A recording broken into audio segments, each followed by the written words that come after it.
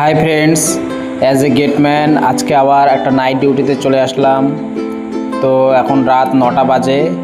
আসলে আমি এসছি 6টার সময়। সন্ধ্যে 6টা থেকে সকাল 6টা অবধি প্রায় 12 ঘন্টা ডিউটি করতে হয় আমাদের এই শিফটে।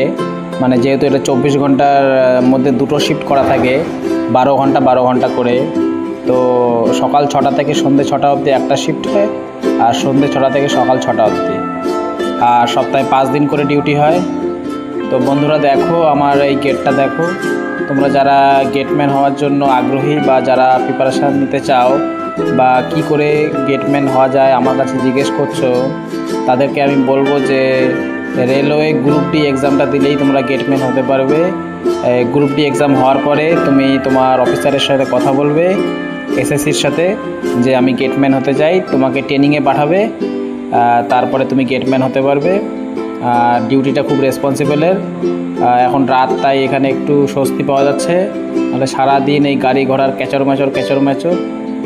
দেখো, এইভাবে আমরা গাড়ি পাস করি। প্রত্যেকটা গাড়িতে আমরা টর্চ লাইট জ্বালিয়ে সিগন্যাল এক্সচেঞ্জ করি রাতের বেলা, আর দিনের বেলা লাল ও সবুজ পতাকা দেখিয়ে আমাদের সিগন্যাল এক্সচেঞ্জ করা হয়।